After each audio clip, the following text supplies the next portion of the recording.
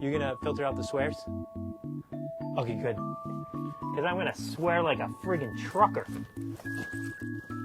Although I just said friggin'. Doesn't make any sense, Scotty. Shut the hell up, we're filming a TV show! I don't know, should I address the camera or should I just act normal? Wrapping up the week, right? There are some Simpsons toys. Like I said, I have quite a few, but there are some that sort of stand out amongst the rest. Simpsons toys were made by Playmates back from, I think, the late, it may have been 1999 all the way until like 2007, maybe 2006.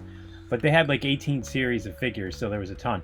But the biggest, highly sought after ones were the Treehouse of Horror sets. And if you knew the Simpsons, every year they would do a Halloween special called the Treehouse of Horror, and then they would have, and it was probably some of the funniest content they've ever done. So this one is my favorite from those series, and this is the Kang and Kodos Treehouse of Horror. And these figures would click down onto this base plate. It's actually really cool because the figures themselves had these like little chips in them. So when you clamp them down onto the base, it would say certain things depending on whatever you had clamped down. So let me press button. My name is Kang. So all of the Simpsons figures had these little things on the base, these little chips. So you would put figures, if you bought different sets, these play sets, you could put different figures on them and they would say different things, all from the show. We have reached the limits of what rectal probing can teach us. So that one's one of my favorites. And then they always came with all these accessories. This is one of the accessories here, and this was the rectal probe that came with the set because that's what aliens do. And then Homer actually says, "I suppose you want to probe me." I don't know if he's going to say This is a mission of conquest. Grant bioduplication. I mean, it doesn't get any better. Let's get some applesauce out here. Homerlings eat. Right, I don't know if you remember the show, but there was one part where they had the cookbook, how to cook for 40 humans, and it was like a big gag where they would reveal different things, how to cook humans, and then they blew off more dust. And don't eat me! I have a wife and kids! Eat them! We can build this spaceship, he's got a board with a nail in it! That was the funny part, that the aliens took over the world. Lisa had wished away any kind of weapons, and then they were easy to take over the world. But then somebody fashioned a board with a nail in it and chased them away. I suppose you want to probe me? There you go. There's Homer asking, sort of interestingly, about being probed. But a pretty cool set, and there's a ton of these. This is probably my favorite as far as the Treehouse of Horrors, but there's a number of really good ones. So I'll go through and share some of those in the future.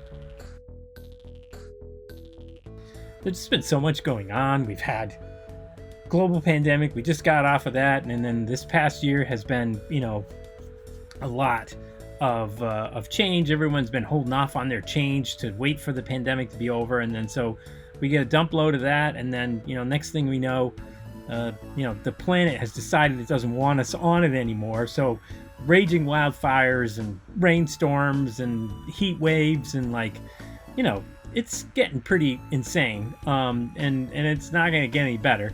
So every day that you wake up, you're like, oh, I wonder what horrible thing is going to happen today. At least that's what happens to me.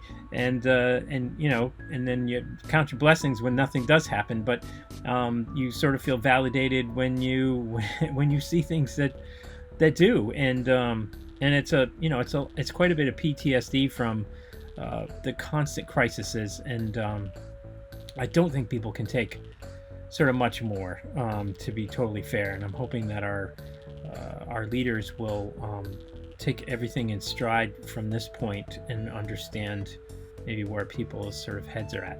Maybe I'm the only one. Maybe I'm not. I doubt it though. I doubt it.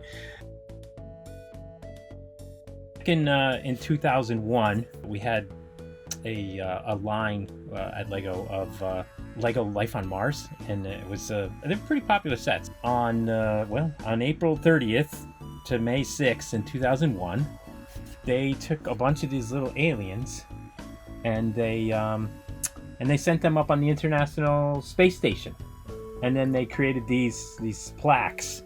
I don't know what they were for, to be honest. I got this at Lego. It was in a pile of junk. Nobody wanted it. This is the kind of weird stuff that would happen. They throw things away that would make you cry if you knew.